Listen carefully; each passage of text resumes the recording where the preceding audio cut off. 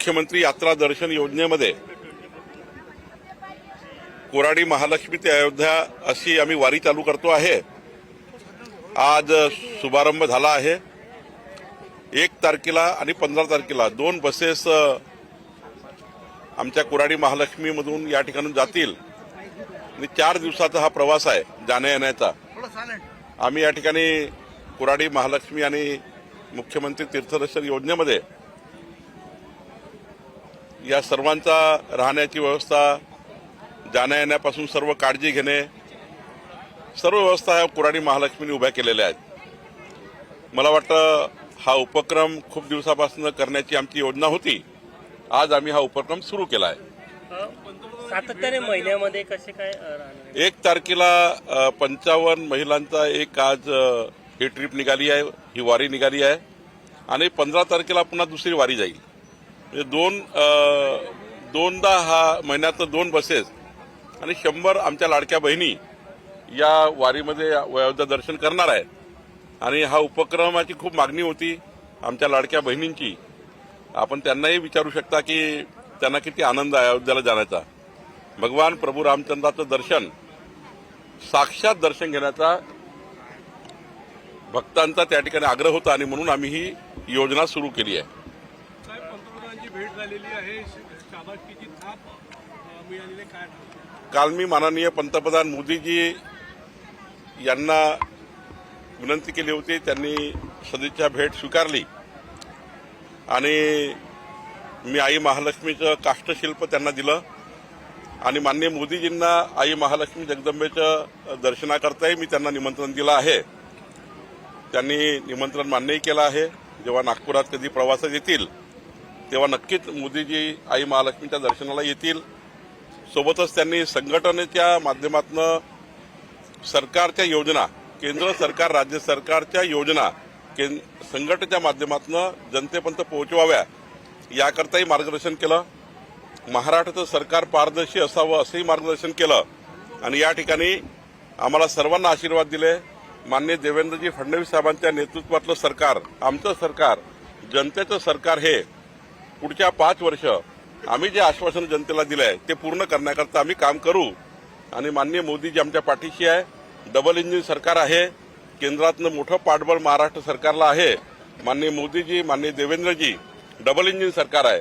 या सरकारच्या माध्यमातून आम्ही जनतेचा विकास करू, जनतेच्या मागण्या पूर्ण करू। भाऊ, तुम्ही असे बोलले होते की आमदारांनी सरकारवर विश्वास ठेवावा, फक्त आमदार धससाठी यांच्यासाठी ती सूचना होती की सर्वांसाठी ती सूचना आहे? नाही, मीडियामध्ये एखाद्या वेळी बोलण्यापूर्वी माननीय मुख्यमंत्री महोदयाशी पूर्ण कुठल्याही प्रकरणामध्ये काय कारवाई झाली आहे, सरकारने काय पुढाकार घेतला आहे, सरकार काय त्या ठिकाणी म्हणजे एखाद्या तपासाबद्दल करताय हे माननीय आमदारांनी जाणून घेतलं पाहिजे। तपासात काही जर अजून ऍडिशन करायचे असतील, जोडायचं असेल तर माननीय मुख्यमंत्री किंवा मंत्री महोदयाशी बोललं पाहिजे। पण मीडियाच्या माध्यमातून या ठिकाणी तपासामध्ये कुठे अडचणी येतील? शेवटी एखादा जेव्हा आपण मीडियामध्ये बोलतो तेव्हा तपास यंत्रणेलाही मोठं दडपण असतं की तपासाला डायव्हर्शन मिळतं, तपासामध्ये अनेक अडचणी तयार होतात आणि त्यामुळे मीडियामध्ये बोलण्यापूर्वी माननीय मुख्यमंत्री आणि सरकारशी बोलून घेतलं तर मला वाटतं यातून चांगले मार्ग निघू शकतात, आपल्याला योग्य तपासही होऊ शकतं आणि ज्यांच्यावर अन्याय झाला त्यांना न्याय मिळू शकतो। वाल्मिक कराड यांना पोलीस अटक करू शकली नाही, शेवटी ते शरण आले, त्यामुळे पोलिसांवर प्रश्नचिन्ह उपस्थित केलं जातं। असं आहे, एखादा आरोपी जर शरण येत असेल त्यामध्ये खऱ्या अर्थाने तपासामध्ये पूर्ण त्या ठिकाणी तपास पुढे जाणार असेल तर त्यामध्ये हे असे टीकाटिप्पणी करून काही योग्य नाही। काल म्हणाले पकडत नाही, आता शरण आला तर त्याच्यामध्ये त्या ठिकाणी 10 गोष्टी करायला लोक लागतात। तर मला असं वाटतं तपास यंत्रणेवर कुठलंही दडपण तयार होणार नाही। तपासामध्ये काल माननीय मुख्यमंत्री महोदयांनी सांगितलं आहे की या प्रकरणातला कोणी आरोपी, बीडच्या प्रकरणातला कोणी आरोपी ह्या सुटणार नाही। त्याला योग्य पद्धतीचे पुरावे, योग्य पद्धतीचं चार्जशीट ही तयार करावी लागतं। मला वाटतं गुन्हा दाखल करण्यापेक्षा गुन्हा हा पूर्ण त्या ठिकाणी निकाली निघणे आणि सर्व तपास यंत्रणेच्या माध्यमातून जे काही पुरावे येतील त्या पुराव्यातनं आरोपीला शिक्षा होणे, म्हणजे तपास कसा झाला पाहिजे की त्या शिक्षाच झाली पाहिजे, म्हणून काही काळ सरकारला लागतो तो द्यावा लागतो. आता टीका टिप्पणी करणारे करतात. संतोष देशमुख यांच्या गावचे गावकरी जलसमाधी आंदोलन करत आहे, आरोपींना अटक करण्याची त्यांची मागणी आहे. मला वाटतं माननीय देवेंद्रजींनी या ठिकाणी इतकं स्पष्ट आणि योग्य पद्धतीने तपासाचं काम सुरू केलं आहे. मी गावकऱ्यांना विनंती करेल की देवेंद्रजीवर आणि आमच्या सरकारवर विश्वास ठेवावा, आमच्यावर विश्वास ठेवावा. माननीय देवेंद्रजींनी सांगितलेलं आहे, आमच्या मुख्यमंत्री मोदयांनी सांगितलेलं आहे की या तपासामध्ये आम्ही अंतिम करू आणि कोणालाही सोडणार नाही. गावकऱ्यांनी थोडी तपासामध्ये साथ द्यावी आणि तपास यंत्रणेला सुद्धा मदत करावी, जेणेकरून कुठलाही पुरावा वगैरे सुटणार नाही. याकरता मी गावकऱ्यांनाही आपल्या माध्यमातून विनंती करतो. अजून काही मंत्र्यांनी पदभार स्वीकारलेला नाही आहे, पण मुख्यमंत्र्यांनी सुद्धा असं म्हटलंय की लवकर स्वीकारावं. नाही, मला वाटतं की आता पदभार स्वीकारण्याकरता थोडे कमी जास्त दिवस लागतात. काही आधीच मंत्रिमंडळाच्या आधीच काही लोक बाहेर गेले आहेत, म्हणजे मंत्रिमंडळ झाल्या पूर्वनियोजित काही कार्यक्रम आहेत, पूर्वनियोजित काही लोक विदेशात गेले आहेत. मला वाटतं या आठवड्यात निर्णय होईल सर्व, म्हणजे या आठवड्यात पदभार घेतील असं दिसतं.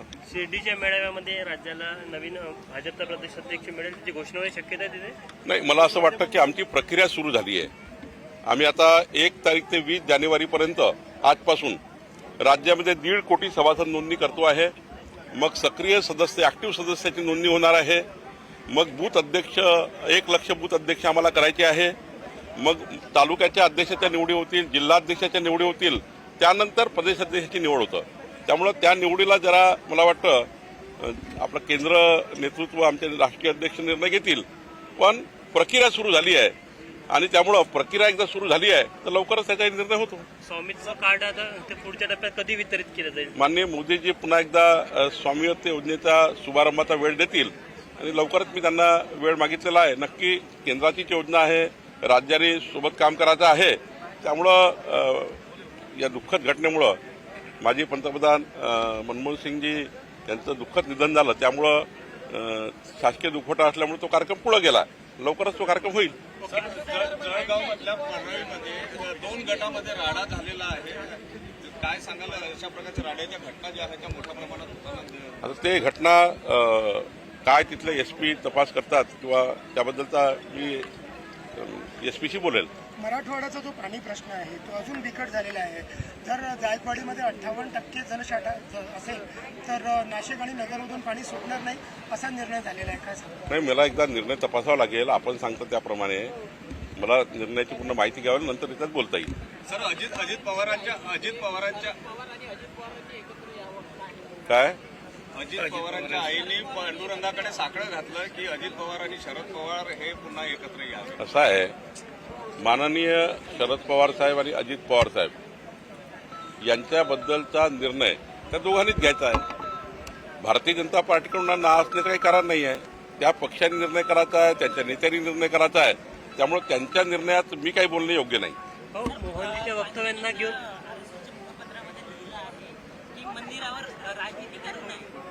कोणी कोण करताय? मोहनजीच्या वक्तव्यांना घेऊन संघ परिवारामध्ये थोडंसं मतमतांतरण नाही, मला तपासून बघावं लागेल पूर्ण काय आला आहे, काय बोललं गेलं आहे. जरा याच्यावर पंचजन्याने समर्थन नाही, केलं मला बघावं लागेल काय याच्यात बोलण्यापूर्वी. देश विदेशातील प्रत्येक घडामोडींचे लाईव्ह अपडेट मिळवण्यासाठी आता साम टीव्हीच्या सर्व सोशल मीडिया प्लॅटफॉर्मला लाईक, फॉलो आणि सबस्क्राईब करा. तसंच सर्व नोटिफिकेशनसाठी बेल आयकॉन प्रेस करायला विसरू नका.